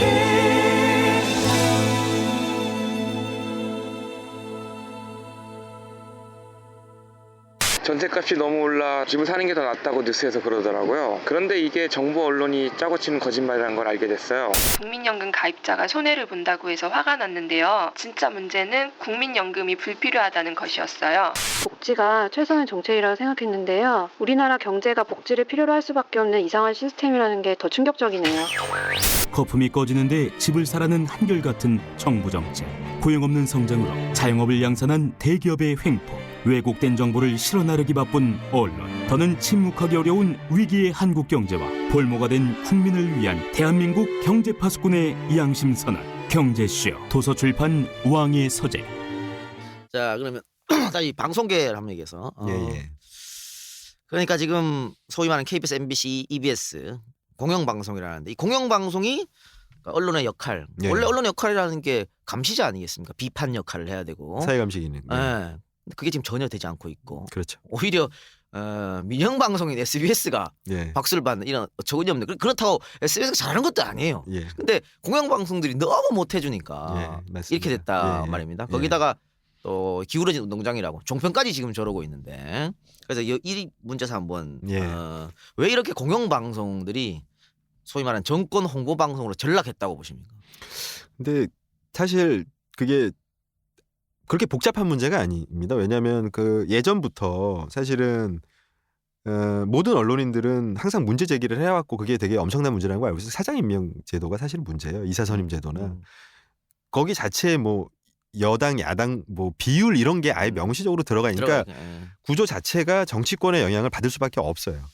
그렇기 때문에 그 구조 하에서는 당연히 정치권에서 그 가지고 있는 의중이 어떤 형태로든 어떤 정권이든 반영이 될 수밖에 없는 거죠. 그러면 이때 공정방송이라는 거는 정권이 정말 스스로 그렇게 하지 말아야지라고 하는 대단한 선의를 지니지 않는 이상은 어렵다. 이렇게 될 수밖에 없는 거를 항상 필연적으로 내포하고 있었던 거죠. 그러니까 네. 우리가 내부에 계시는 인사들한테 투쟁하라 이렇게,만 말할 수 없는 그렇죠. 그 상황이고. 네, 근데 그걸 위해서 사실은 이제 바꿔야 된다 이렇게 했는데 좀 어떻게 보면은 좀 나이브했죠. 예, 미리 그런 부분에 대해서 확실하게 합리적인 방법으로 공영방송다운 공영방송이 어떤 정권이든 상관없이 될 수 있는 구조를 마련해 놨어야 되는데 못했던 게 이제 사실은 첫 번째고 오히려 그런 면에서 보면 SBS는 정권이 바뀐다고 사장이 바뀌지 않잖아요. 그렇죠. 그러니까 그 사장이 뭐 정권의 눈치를 볼 수는 있겠지만 정권이 어떻게 보면은 강력한 어떤 호응을 가지고 온 사람만큼 적극적으로 정권을 위해서 일해야 할 의무는 없어요. 오히려 한편으로는 상업방송이기 때문에 시청자 눈치를 항상 봐야 하고 그렇죠. 그러면 최소한 기기적 균형은 유지하게 되는 거죠. 그러니까. 그런 아이러니. 종편도 바보들인 게요. 어쨌든 국민의 한 절반가량은 진보를 지지하는 사람들 아닙니까? 그렇죠. 어쨌든 간에 반새누리 파든 어쨌든 간에. 예. 그런데 종편 4사도 다 저쪽으로 갔다고 바보처럼. 이 시장이라는 게 여기 이만큼 파이가 있는데 그렇죠. 그걸 안 먹고. 예. 그건 참 바보 같아. 그러니까 요즘 JTBC가 하는 건 잘 어떻게 보면은 뭐 정확하게 뭐 블루오션을 보고 가는 거죠. 그러니까 그거 잘하는 것 같아요. 영악하죠. 근데 방금 말씀하신 것처럼 이게 사장을 대통령이 임명하는 실질적으로 예. 이런 제도하에서는 상당히 어렵다고 보는데 그렇다고 방법이 전혀 없을까요? 그럼 이렇게 계속 이렇게 가야 됩니까? 사실은 뭐 그 누구보다도 저도 이제 얼마 전까지 방송에 있던 사람이니까 얼마나 많이 고민을 다들 하고 뭐 진지하게 고민하는 것뿐만이 아니라 담배를 피거나 술자리에서도 얘기가 항상 나오는데 네. 사실 뾰족한 수는 없어 보입니다. 현실적으로. 하지만 그렇다고 해서 그냥 넋놓고 있을 만큼 아무것도 할 수 없다라고 생각하지도 않아요. 충분히 할 수 있는 것이 있고 또 해야만 하고요. 그런 부분에 대해서 좀 자포자기하지 않고 기존에 있는 제도 하에서도 많은 것들을 나름 요구할 수 있거든요. 근데 사실 제가 보기엔 그래요. 만약에 뉴스가 정말 너무 공영방송 뉴스가 이렇게 갔다라고 하면 그거는 단순히 제도의 문제가 아니라 사람의 문제입니다. 사람의 문제고 그거는 어떤 특정한 성향을 가지고 있는 분들이 너무 과도하게 권한을 남용하는 것에 대해서 정확하게 견제를 못하고 있는 거죠. 그런 부분은 확실하게 뭐 뒤집어 엎을 수가 없다 하더라도 합리적인 수준에서 얼마든지 견제하는 목소리를 꾸준히 낼 수는 있거든요. 근데 대단히 물론 피곤하고 짜증나고 어려운 일이긴 하죠. 예. 대한 언론이 말 그대로 대안이 될 수 있을까요? 글쎄요. 뭐 어떻게 될 수 있을지 저도 잘 모르겠습니다. 근데 분명한 거는 어떻게 될지가 지금 단계에서 그렇게 중요한 것 같지는 않고요. 뭘 할 수 있는 것이 있다면 그거를 하는 것 자체가 대단히 큰 의미가 있을 것 같아요. 그래서 대한 언론이 예를 들어서 뭐 저도 지금 일을 좀 맡아서 일부 하고 있지만 뉴스타파도 있고 또 뭐 국민 TV도 있고 또 EJ를 포함해서 많은 팟캐스트들도 있잖아요. 할 수 있는 거를 하면 적어도 한 만큼의 어떤 결과가 오고 그 다음을 내다볼 수 있는 기회를 얻을 수 있다고 생각해요. 그게 저는 굉장히 소중한 가치 있다고 생각하기 때문에 나중에 어떻게 될지는 크게 중요하지 않다고 생각합니다. 예. 그렇죠. 자포자기하는 것보다 100배 그럼요. 낫죠. 뭐라도 훨씬 하는 낫죠. 게. 예. 근데 우리 이명박 5년을 상당히 암담하게 보내신 분들이기 때문에 네. 소위 말하는 야권을 지지하시는 분들이 멘붕이 온 건 사실인 것 같아요. 그래서 시간이 필요하죠. 예. 무기력증에 빠진 것 같고 맞습니다. 예. 시간이 좀 필요합니다. 필요할 것 같네요. 근데 방금 말씀하셨는데 뉴스타파하고 일을 지금 같이 예.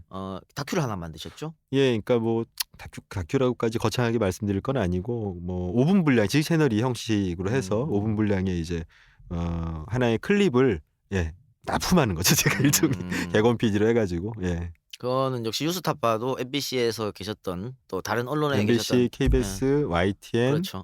국민 하여튼 뭐 해직 기자분들이 해직 부자 위주로 됐는데 같이 일하는 건 요청이 온 겁니까? 한번 해볼까요? 예. 그 연락을 한번 주셨더라고요. 그래서 저야 뭐 영광이죠. 엄청난 분들이고 실력도 뛰어나시고 엄청 굳건하신 분들이니 저야 뭐 그 안에 숟가락 하는 영광이죠. 뭐. 예. 일단 알겠습니다. 김민혁 PD 성향은 부르면 일단 가는 거죠. 아무나한테 가지는 않습니다. 제가 네. 전화했을 때도 뭐 한 번도 망설임도 없이 오케이. 그럼요. 이제가 부르면 와야죠. 아이고 예. 그래. 근데 주제가 친일 연구가 임종국 선생을 했었어요. 두 번째 아이템으로. 그 첫 번째는 뭐였습니까? 첫 번째는 이제 방송 관련해서 그 메카시즘하고 에드워드 머로 했습니다. 아 역시 자꾸 이러시면 빨갱이는 몰라요. 이 좌파 빨갱이 종북 이렇게 되는데 어쨌든 그래. 첫 번째는 메카시즘 논란을 갖고 말씀하셨고. 예. 사실은 메카시즘 이게 1950년대 미국에서 나온 건데 너무 비슷해요 지금이랑. 그렇죠. 예. 그러니까 지금 60년 지났지. 예. 또 대한민국에서 아직도 이러고 있으니 진짜 아유. 예, 답답했어요. 아니 당시 그래도 미국에서 메카시즘 열풍이 불었다가 메카시즘이 역풍을 맞아가지고 그 예. 이후로 이 소위 말하는 뭐랍니까 이 발언의 자유성, 그렇죠. 언론의 자유성 예. 이게 훨씬 많이 그렇죠. 더 예. 붐이 됐었거든요. 근데 우리는 60년이 지나서 다시 메카시즘 열풍이 부는 이런 건 초근없는 일이 일어납니다. 근데 희망은 있습니다. 그 메카시즘이 생각보다 그렇게 금방 끝난 건 아니었어요. 꽤 갔습니다. 꽤. 예. 그래서 메카시즘을 하셨고 예. 두 번째는 이제 임종국 선생을 했는데 그렇습니다. 어떻게 보면 연결선상인 것 같은데 왜 메카시즘 하신 건 왜 하는지 예. 대충 알겠습니다. 예. 임종국 선생은 왜 하려고 하셨어요? 뭐 이제 큰 틀에서는 사실은 근현대사 관련한 아이템을 사실 뭐 역사교과서 논란부터 해서 해야 되는데 어떠한 아이템을 해야 되는가를 이제 고민을 했어요.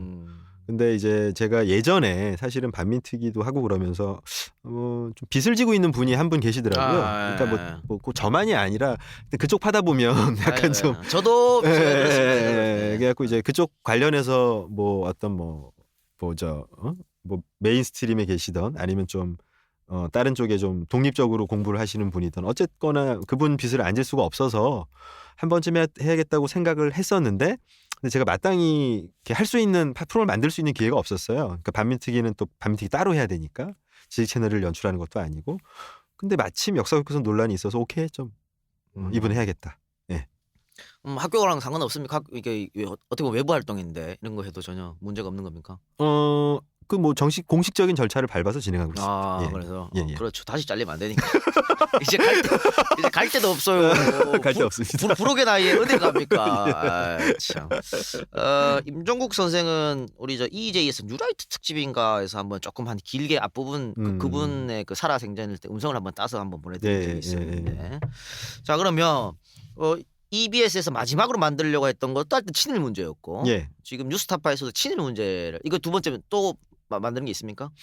지금 이제 사실은 이제 다음은 이제 스웨덴으로 날아갑니다. 네. 예, 다음 편 이제 복지 쪽으로 가는데 이제 뭐 어제까지 친일은 제가 만든 것 중에는 임종 선생님이 현재까지 마지막이고. 이렇게 친일파 이야기를 자꾸 하는 거 친일파 문제에 대해서 관심이 상당히 많으신 것 같은데. 예. EJ 팬인 이유도 그런 겁니까? 뭐 아니라고 부정하기 어렵죠.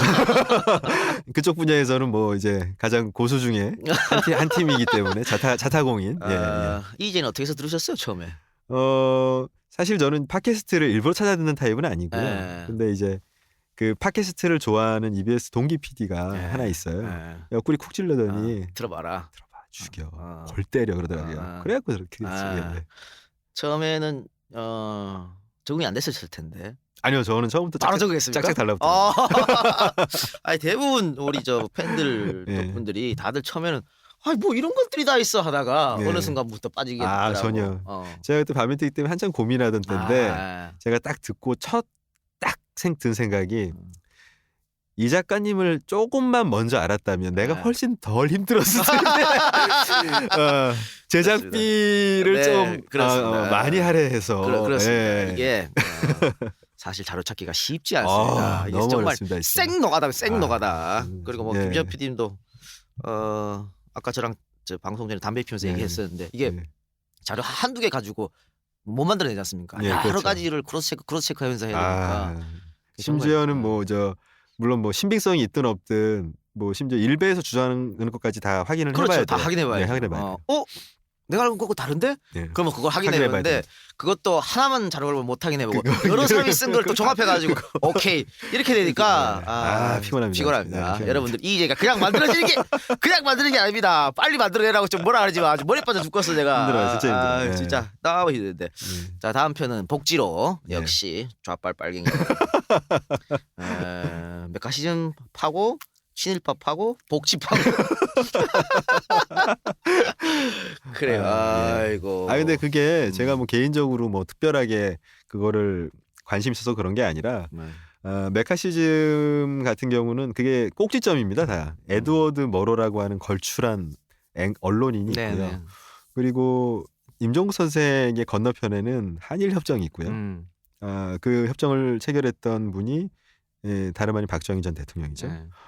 그리고 스웨덴 복지에는 모든 그 사회주의자들이 그 이제 나중에 노동자들이 들고 일어나서 자본주의는 자동적으로 몰락할 거야라고 생각하고 기다리고 있을 때 무슨 소리 당장 할 수 있는 거야지라고 했던 비그포르스라고 하는 기획자가 있어요. 그래서 그냥 하는 얘기는 아닙니다. 지금 대한민국 현실하고 혹은 현실에서 필요한 어떤 니즈와 대단히 밀접하게 연관이 있어서 하는 거예요. 그런데 참 안타깝죠. 스웨덴의 복지 이런 거 사실 우리 한국 전쟁 끝나고도 주장했던 진보당 이런 사람들이 벌써 그때부터 주장했었는데 그렇죠. 지금 와서 그거 한다고도 지금 와서도 빨갱이라는 소리 들으니까 참 이 나라는 어떻게 발전이 없는 것 같아. 내가 이렇게 얘기하면 또 자학사관이라 뭘 자학사관이야. 진짜. 제가 그 출처는 기억이 안 나는데 되게 흥미로웠던 게 그 당시에 언론사에서 그 체제 관련해서 한국 전쟁 나기 전이죠. 네. 그때가 아마 1위가 사회주의, 그다음에 2위가 자본주의, 뭐 3위가 공산주의였나 그랬던 걸로 기억해요. 그러니까 이게 그 당시만 해도 사람들이 사회주의와 공산주의를 구분할 수 있었던 거죠. 그렇습니다. 네. 또 그때는 뭐 설문조사해도 뭐 여운영 선생이나 이런 분들이 그렇죠. 이승만보다 더 올라올 그렇죠. 수 있으니까. 인기 짱이었죠. 그렇습니다. 어쨌든 권력이 뭐 그렇게 만들었다고 보고요. 이제 얘기를 조금 더 하면 제일 그래도 제일 좀 재밌게 들었던 편이거나 또 다른 분들한테 추천해 주고 싶었던 편이 혹시 있으신가요? 기억이 너무 많아서. 제가 지금 이름을 정확히 김수임? 김수임 특집. 네, 김수임 특집은 그러니까 물론 제 개인적으로도 재밌었지만 사실은 이제 저도 연출자다 보니까 자꾸 이게 잘 만들었는지 안 만들었는지를 자꾸 그렇게 저도 모르게 그러니까 제가 무슨 뭐 이렇게 잘라서 이렇게 위에서 내려다보는 뜻이 아니라 저도 모르게 그런 습관이 있는데 영화를 봐서 저는 약간 그런 식으로 보거든요. 근데 가장 완성도가 높은 편인 것 같아요. 잘 빠졌지. 잘 빠졌어요. 마지막 음악까지도 잘 빠졌지. 깔끔하게 빠졌어요. 아이고 자. 제가 PD로서 능력이 좀 있어요. 연출을 잘하시더라고요. 근데 그 김수입 특집은 영화파는 계신 분들도 한번 그러니까 오퍼가 왔을 것 같아요. 영화로 한번 하고 싶다는 얘기가 많더라고요. 그러니까 그게 사실은 김수임이란 그 존재 자체는 영화로 많이 만들어졌습니다. 근데 그 전에는 반공 이데올로기 젖어서 그렇죠. 김수임은 완전 나쁜 년으로 해가지고 만들어지는 거예요. 프로파간다. 이강국이는 간첩이고 이렇게 해서 만들었는데 지금은 다 밝혀졌으니까 다시 한번 영화가 꿈이라니까 한번 만들어 보시는 것도 돈을 좀 그래요. 역시 문제는 돈이네요. 근데 직접 한번 EJ를 만든다면 어떤 그렇게 생각하셨다니까. 근데 생각하신 아이템이나 뭐 이렇게 한번 좀 근데 이거는 음성이란 한계가 있으니까. 반민특위 후손분들의 연세가 70 후반이거든요. 한번 모셨으면 좋겠어요. 그분들 돌아가시기 전에. 그래요. 물론 이제 제가 그 뭐 진짜 엄청나게 긴 용량 그 분량으로 따놓은 게 EBS 그 보관실에 파일 형태로 저장이 돼 있지만 뭐 그거는 그거고 EAJ에서 한번 모셔서 한번 얘기를 하면 좋지 않을까 뭐 이런 생각을 했습니다. 그럼 그거는 우리도 한번 영상 특별판을 한번 또 만들어봐야겠는데. 그분들이 안광이 좀 달라요. 그러니까 눈빛이 다릅니다. 말 그대로 살아있는 눈. 역사를 올고지 그대로 봤으니까 또 사실 얼마나 억울하겠어요. 뭐 근데 그럼에도 불구하고 안광이 맑은 게 좀 저는 되게 되게 인상적이었어요. 호랑이 자식들이니까. 그렇죠. 그래요. 그 아까 꿈이 이제 드라마 혹은 영화 꿈이라고 하셨는데 아직 그 꿈은 계속 갖고 가는 겁니까? 그렇죠. 어렸을 때. 네. 근데 음. 저는 뭐 그거를 꼭 뭐 이루지 않으면은 안 된다거나 이루야 한다거나 뭐 그런 생각 갖고 있는 건 아니고요. 그냥 제가 생각하면 기분 좋잖아요. 기분 좋고 이렇게 하면 만들어 보면 재밌지 않을까? 뭐 저렇게 만들어 보면 재밌지 않을까? 나라면 저렇게 만들었을 텐데 그냥 그렇게 생각하고 뭐 기회가 되면 만들면 좋고 뭐 안 되더라도 영화를 언제까지나 늘 사랑하고 즐기면서 살면 되고 그런 꿈입니다 저한테. 장르의 제한은 있나요? 뭐 특별하게는 없는데 그냥 제가 개인적으로 SF 호러 같은 걸 좋아해서. 아이고 이게 또 돈인데 이거 SF 이거 누가 투자를 합니까? 그것도 예. 이 좌빨 PD한테 이거 누가 투자를 해? 싸게 만들 수도 있습니다. 예. SF를. 예. 다른 데보다 좀 저렴하게 해드릴 수 있기 때문에. 예. 영화 하신다고 또 모아놓은 돈 다 날리는 거 아닌가 모르겠네. 뭐 기회가 되면은 뭐 나중에 그래서 뭐 정 안 되더라도 혼자 시나리오라도 끌적끌적 좀 시간 나면 사실 지금까지 지휘 채널 그만두고 난 다음에 지금까지 무슨 정신 살았는지 잘 모르겠어요. 그래서 조금 제가 개인적으로 좀 여유가 생기면 끄적여 볼 생각은 되게 오래부터 갖고 있는데 아직 착수 못했습니다. 그 EBS에서 그러면 정식으로 그 사표를 내신 게 언제입니까? 6월 말입니다. 그런 거 9월달에 학교 다니셨으니까 한 2달은 그러면 공백 기간이 있었죠. 뭐 하셨어요 그때?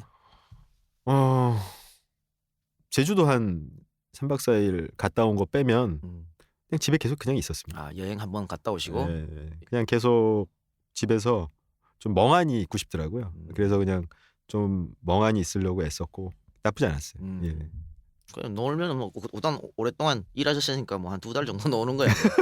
근데 거기서 조금만 더 놀면 그렇죠. 그 몸이 근질근질하고. 제주도 여행은 누구랑 가셨습니까? 혼자 갔습니다. 정말? 네, 혼자 가고 중간에 와이프 잠깐 왔다 가고. 예. 결혼은 언제 하셨어요? 결혼은 2010년도 했습니다. 그래서 아니 저기 포털에 김진혁 PD라고 치면 김진혁 결혼이 같이 왜 그래요? 왜 이게 같이 아니 결혼 한 2번 하셨나? 아니 왜 이게 뜨나 싶었더니 얼마 전에 하셨군요. 근데 결혼하실 때 상당히 뭐 이렇게 언론이나 이런 데서 막 화제가 됐었습니까? 아니요 전혀요. 근데 왜 이게 떴을까? 모르죠 저도. 연관 검색어에 김진혁 PD 결혼이 떠 있더라고. 그래요? 저도 그건 처음 알아요. 떴어요. 저 뭐 되게 유명한 분들이 와주셨던 것도 아니고 제일 여러분들이 알만한 분들이 제가 어린이 과학 퀴즈 프로 비슷한 거 퀴즈는 아니고 이런 걸 했는데 MC가 김영인이었어요. 난 누구 그랬는데 김영인 씨. 뭐 그런 거야 SBS 개그. 머리 좀 짧게 하고. 그분 빼고는 그냥 다들 지인들 이랬죠. 그리고 어쨌든 김진혁 이혼이 연관검색 뜨는 것보다 낫네요. 그럼요. 아주 평범한 이건. 전효옥 치면요. 전효옥 불륜이 같이 떠요. 그런가요? 그러니까 그런 거보다 100번 다행입니다. 네, 100번 낫지. 그리고 김진혁 트위터도 뜨는데. 그건 이제 제가 사실은 지휘 채널에서 이제 못하게 되고 나서 이렇게 좀 그렇잖아요. 뭔가 좀 허탈하고. 그래서 이제 블로그에 끄적이고 있는데 그때 마침 이제 고재열 기자가 트위터를 하라는 거예요, 저보고. 그래서 제가 뭐 그런 거를 뭐 이렇게 해서 했는데 그때 이제 확 일어나기 시작하던 때인 거예요. 트위터 붐이. 그러니까 막 이 신세계더라고요. 그래서 막 떠드니까 뭐 반응도 오고 그러다 보니까 이제 막 이게 습관처럼 떠드는 거죠. 여기다가 이게 독백인지 방백인지 아니면 그냥 아이디어 있으면 막 누가 듣던 말든 그러다 보니까 이제 의외로 트위터에 많이 하게 됐어요. 그래서 아마 그럴 겁니다. 집에서 쉬실 때 트위터만 읽고 봐요. 그러니까 이거 뭐 하소연할 때도 없고 그렇다고 뭐 맨날 안산할게 모여 술 먹은 것도 아니고 혼자 그냥 막 놀러다니고 파워 트리티 아닙니까? 근데 뭐 그렇게까지 파워라고 얘기할 만큼의 많은 팔로워가 있는 건 사실은 어느 정도 되십니까? 지금 한 49,000 정도. 아이고 대단하신 거 45,000. 근데 아시잖아요, 막 진짜 많은 분들 있잖아요. 뭐 다 로봇 계정 절반 로봇 계정이고 아니 그것도 있대요. 이렇게 만들어주는 것도 있대요. 이렇게 팔로우를 많이 만들어주는 그런 프로그램도 있다 그러더라고요. 그래서 일부러 자기가 그렇게 보이려고 파워트리처럼 보이려고 별게 다 나와. 참 근데 요즘에 많이 그만들 두셔가지고 좀 썰렁합니다. 옛날 같지 않아요. 예. 아니 저도 그런 요청을 되게 많이 받았어요. 권유. 트위터 트위터 하라고. 해라. 또 뭐 있죠? 페이스북. 페이스북 해라. 안 하세요? 아이디만 만들어 놓고 안 합니다. 안 하는데 굉장히 많이 들었었어. 지금 그 이것저것 방송하시는 걸 봤을 때 안 하시는 게 나을 겁니다. 그러니까.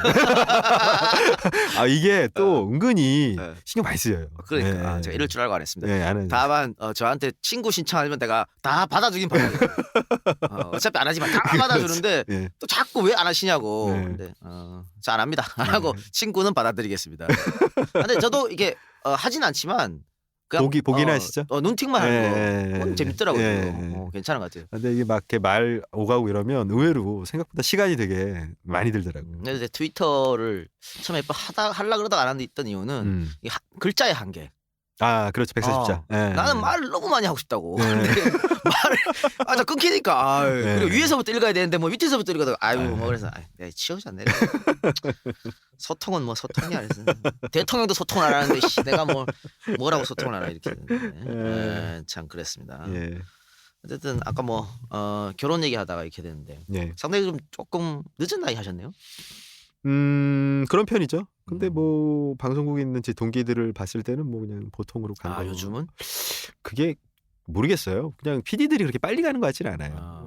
그리고 이제 30대 초반부터 해서 중후반까지가 사실 전성기거든요.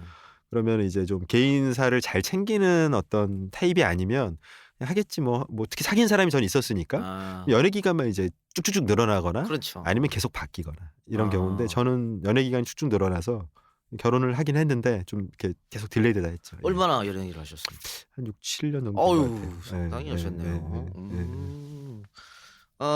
6, 7년 하면서 조금 갈아탈까 계속 이렇게 혹시 간 건 아니고? 그렇다기보다도 사실 이제 지식 채널이 하느라고 그러니까 막 프로그램에 너무 푹 빠져 있다 보니까 그게 이제 그렇죠. 그것 때문에 사실은 좀 그럼 차라리 오래 만나신 분이 낫겠네. 그렇죠. 짧게 만나시면 이해를 못 하잖아요. 그렇죠. 거기에 대해서. 근데 오래 만났으니까 아직 오늘 안 만나면 내일 만나고 짧게 만나면 그게 안 되거든. 그때는 제가 좀 약간 이렇게 프로그램에 미쳐가지고 눈에 뵈는 게 없었어요. 프로그램밖에. 그러니까 PD라는 직업이 1등 신랑감이 아니야. 그러니까. 좋은 건 아닙니다. 그죠? 맨날 밤샘 해야 되고 뭐 술은 어때요? 술은 많이는 못 하는데 뭐 그럭저럭 마십니다. 방송쟁이들이 또 술도 많이 하시더라고. 많이 하죠. 그래서 1등 신랑감 아닌데 어쩐지 6, 7년 사귀었으면 굉장히 오래 사귀었던 그렇죠. 거예요. 그 정도 되면 정으로 만나는 거 아닙니까? 그렇게 판단할 수는 없고요. 이거 혹시 이 얘기를 부인도 들으시는지. 잘 듣는 편은 아닙니다. 근데 알아요. 알아요. 이해하시죠? 제 캐릭터가 원래 이랬어요. 이해하시고. 저도 굉장히 오래 만난 친구랑 헤어진 적이 있었는데 애들이 그러더라고. 야, 그 정도 만나서 헤어지면 그건 이혼이야, 이혼 이러더라고. 근데 저도 뭐 중간에 뭐 좀 텀이 있었다 만났다 그러니까 그런 이렇게 좀 왔다 갔다 하다가 결혼한 거죠. 오래 만나면은 그렇죠. 그런 일이 있습니다. 상당히 오랜 연애 기간에서 결혼하셨는데 그 와이프 되시는 분이 불만은 없습니까? 그 사표를 냈을 때 혼자 어떻게 독단으로 결정하셨습니까? 아니면 좀 상의를 하고?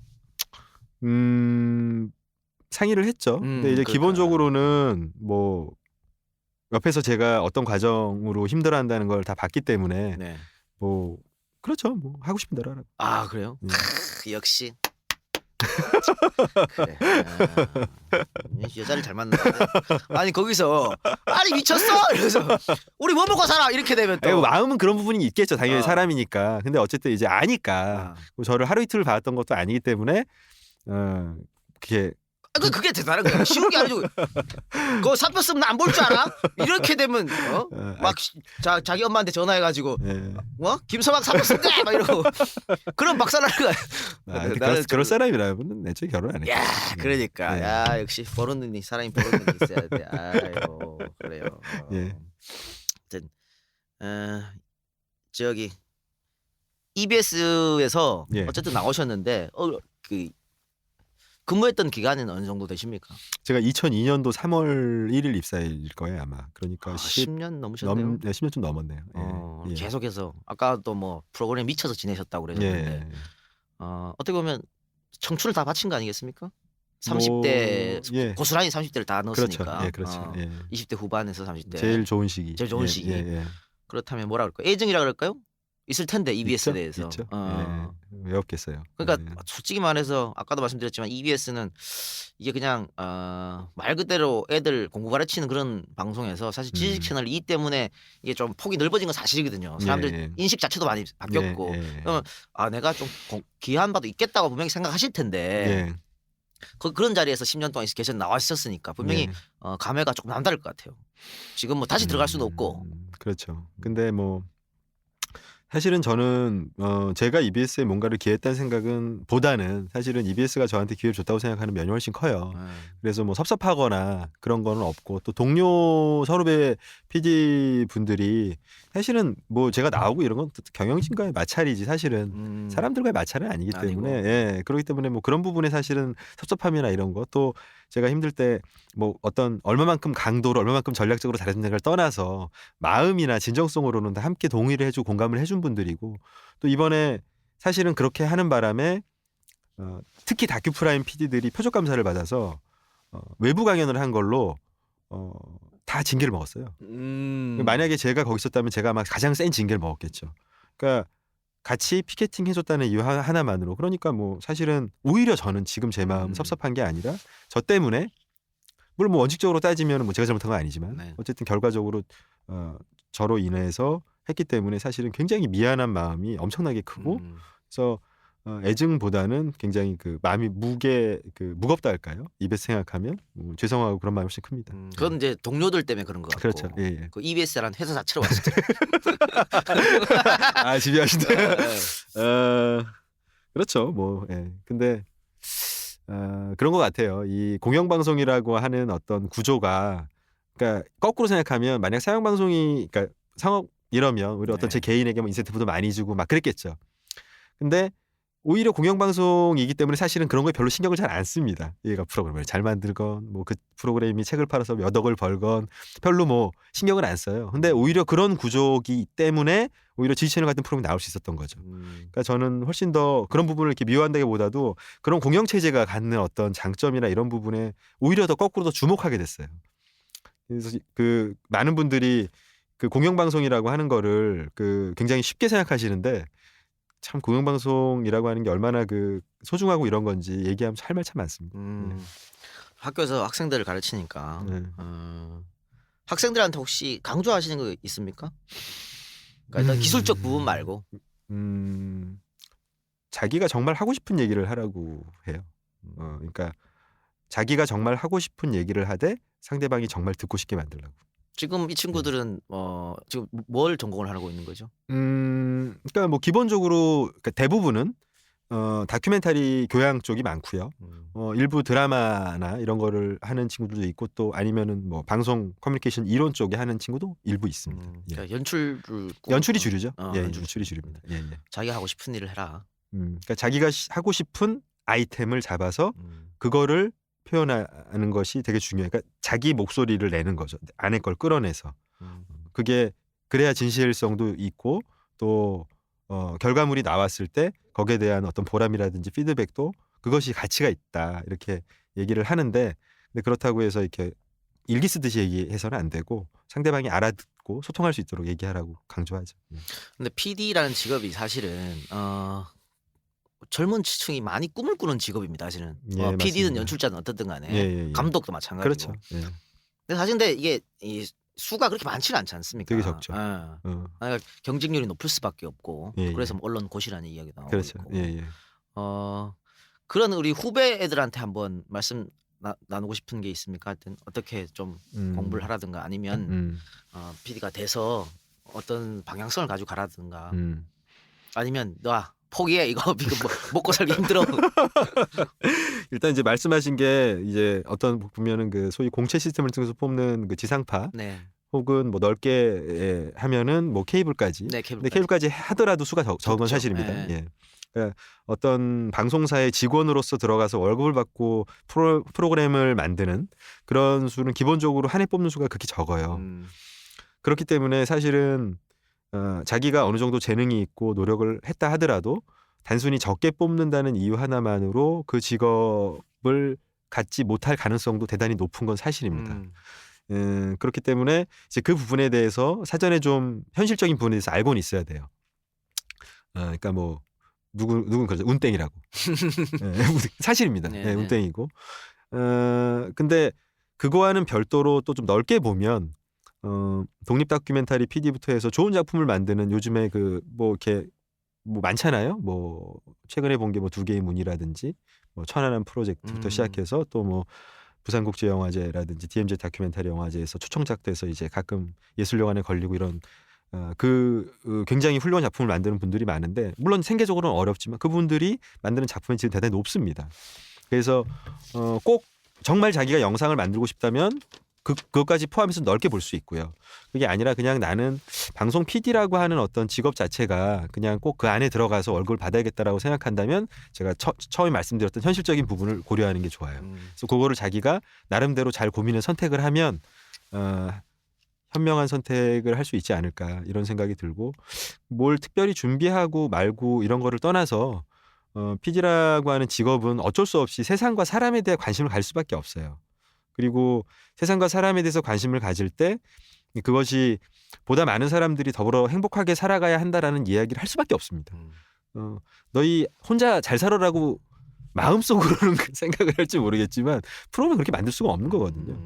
그래서 그 부분에 대해서 이왕 그럴 거면 PD가 되기 이전에도 그런 부분에서 좀 관심을 많이 가지고 스펙이나 이런 것만 보지 말고 세상이 어떻게 돌아가는지 내 주위 사람들이 어떻게 살아가는지를 적어도 좀 관심 있게 살필 줄 아는 그 정도의 노력은 최소한 기울여야 한다고 생각합니다. 그렇죠. 그러니까 PD라는 직업이 사실은 굉장히 화려한 것 같지만 네. 이게 나를 빛나게 하는 직업이 아니거든요. 아닙니다. 남을 네. 빛내주게 하는 그렇죠. 직업이지. 예. 그러니까 그런 걸 우리가 PD를 꿈꾸는 젊은 애들이 좀 알아야겠습니다. 그래야 그렇기 때문에 방금 말씀하신 예. 여러 가지 사회 공부, 사람도 그렇죠. 많이 만나고 예. 그런 거를 많이 좀 했으면 좋겠고. 예. 아까 말씀하신 거랑 좀 이어지는 것 같아요. 그러니까 일단은 해라. 그러니까 공중파 이런 데다만 생각하지 말고 예. 독립 영화라든가 이런 그렇죠. 독립 다큐가 많으니까 예. 뭐라도 하면 그죠? 그렇죠. 이게 뭐 낭중지출하고 예. 어쨌든 잘 만들면 다들 그렇습니다. 어떻게든 돼요. 어떻게든 빛이 나게 돼 예, 있습니다. 예, 예. 그러니까 우리 EJ 처음에 1, 2회 보십시오. 완전 허접 쓰레기. 근데 하다 보니까 이게 자꾸 이제 어떻게 보면 또 기술도 쌓이게 되는 거고. 그럼요. 처음보다 호흡도 좋아지고 이렇게 해서 예. 되는 거니까 예. 여러분들도 많이 꿈을 가지고 하셨으면 좋겠고. 지금 이제 교수로 재직 중이신데 예, 예. 앞으로의 계획이라고 할까? 구체적인 게 혹시 있으십니까? 그러니까 EBS를 사실은 그 나오면서 제가 뭘 할 수 있을까 생각을 해봤거든요. 근데 사실 그렇게 할 수 있는 게 많지는 않더라고요. 근데 이제 구체적으로 뭘 할지를 결정하는 것보다 내가 어느 방향으로 가는 게 맞는지를 좀 고민했어요. 근데 뭐 그러니까 개인 김진혁으로서 할 수 있거나 뭐가 해야 된다라고 하기보다는 저는 죽고 나서는 아마 죽을 때까지 재직 채널 일을 처음 만들었던 PD로서 사람들이 저를 바라볼 것이고 또 그렇게 바라보는 걸 바라봐 주셨기 때문에 사실은 제가 좀 유명해지고 제가 누리는 걸 누리고 있다고 생각하거든요. 어떤 교수직도 마찬가지고. 네네. 그러면은 대가를 치러야죠. 요즘 하는 것들은 그럼 그 대가를 치르는 방식으로 제가 할 수 있는 것을 찾아서 혹은 저에게 요구되어지는 것을 하는 것 그것이 제일 중요하다고 생각했고 저는 지금 하고 있는 뉴스타파라든지 이런 것들을 지금 현실에 최대한 충실하게 열심히 하고 그 이후에 뭔가 제가 쓰임이 될 수 있는 곳이 있다면 제가 할 수 있는 만큼 최선을 다하자가 지금 현재의 목표고 앞으로도 목표입니다. 뭐 나중에 뭐가 되겠다 이런 생각은 전혀 없어요. 없고 예. 그냥 오케이. 그러면은 4년 뒤에 총선에서 보는 거 아닙니까? 전혀 아닙니다. 전혀. 근데 저는 좀 웃긴 게 그런 유사한 얘기들을 가끔 들어요. 그래서 좀 아니 뭐 4년 뒤면 뭐 4년 뒤도 아니지. 이제 3년 뒤지. 3년 뒤면은 뭐 연배도 적당하시고 네. 유명세도 좀 있고 또 뭐 대학 교수 타이틀에 네. 지식 채널 이 타이틀에 이념이나 사상도 좋고 딱 좋은데? 근데 그러니까 저는 만약에 그런 식으로 제가 이렇게 생각을 고쳐먹을 수도 있겠죠. 이런 쪽으로 내가 더 물론 그런 기회 올 거라고 생각하지 않지만 혹시 그렇다 하더라도 근데 그렇게 해서 제가 할 수 있는 것과 제가 언론이나 혹은 방송이라고 있는 그 바운더리에서 할 수 있는 것은 제가 이쪽이 훨씬 더 크다고 생각해요. 훨씬 기여할 수 있는 것도 많고 네. 훨씬 중장기적으로 보다 근본적인 부분에 대해서 훨씬 많은 보람을 느끼고 사회도 좋고 솔직히 그 뭐 훌륭한 정치 일을 할 만한 어떤 재능이나 혹은 이런 분들이 없어서 지금 이게 안 되는 건 아니거든요. 그렇죠. 네, 솔직히 까놓고 얘기해서 이런 시스템이나 기득 정치 세력이라든지 이런 부분이 억압하고 눌러서 못 올라가는 경우가 많지. 그렇기 때문에 저는 지금 제가 할 수 있는 역량을 하는 게 훨씬 더 좋습니다. 뭐 앞으로 미래를 모르는 거 아닙니까? 사람이라 어떻게? 뭐 어디서 동영상 만들고 있지 않을까? 기껏 해봤자. 아니 이래도 지금 EJ 다 녹음 이렇게 해놓고 나중에 나가면 진짜 아우 요거도 먹을 텐데 1배 자료로 막 올라오고 합니다. 녹음 음성 파일. 아 재밌습니다. 네. 알겠습니다. 시간 마칠 시간이 다 됐는데 예.